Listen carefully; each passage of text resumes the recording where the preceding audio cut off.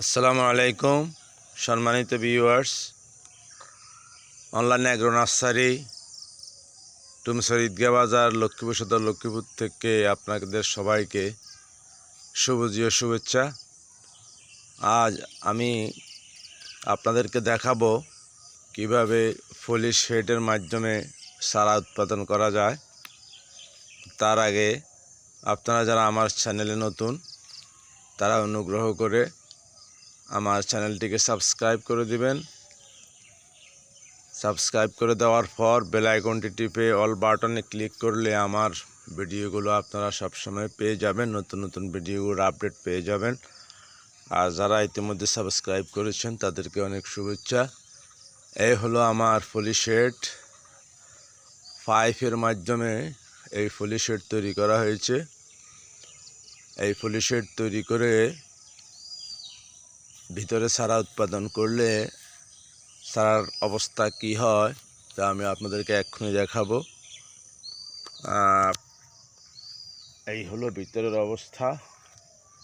অত্যন্ত সুন্দরভাবে চারাগুলো গজিয়েছে, অনেক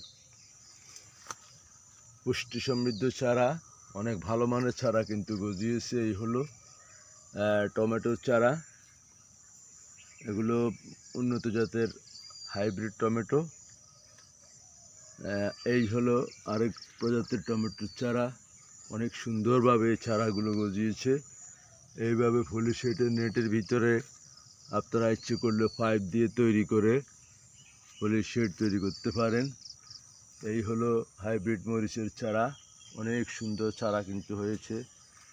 এইভাবে এই হলো বেগুনের চারা, ফলি শেডের ভিতরে কিন্তু এইভাবে ভালো চারা উৎপাদন করা কিন্তু যায়। এই হলো সিংনাথ বেগুনের চারা। আপনারা যারা এভাবে ফলি শেড তৈরি করতে চান তারা আমার সাথে ব্যক্তিগতভাবে যোগাযোগ করলে আমি এর প্রসেস আপনাদেরকে বলে দিতে পারবো। তো সবাইকে অসংখ্য ধন্যবাদ আমার ভিডিওটি ওয়াচ করার জন্য। সম্মানিত ভিউয়ার্স, এই হচ্ছে বাঁধাকপির চারা, অনেকগুলো চারা বিক্রি হয়ে গেছে ইতিমধ্যে, আর এই অবশিষ্ট চারাগুলো আছে। কারো যদি চারাও লাগে আপনারা যোগাযোগ করতে পারেন। অনলাইন অ্যাগ্রো নার্সারি, আমরা অনলাইনে অর্ডার নিয়ে থাকি। টুমসর ঈদগাহ বাজার লক্ষ্মীপুর সদর লক্ষ্মীপুর। আমাদের কাছে অনেক ভালো মানের চারা আছে। তো সবাইকে অসংখ্য ধন্যবাদ। আসসালামু আলাইকুম।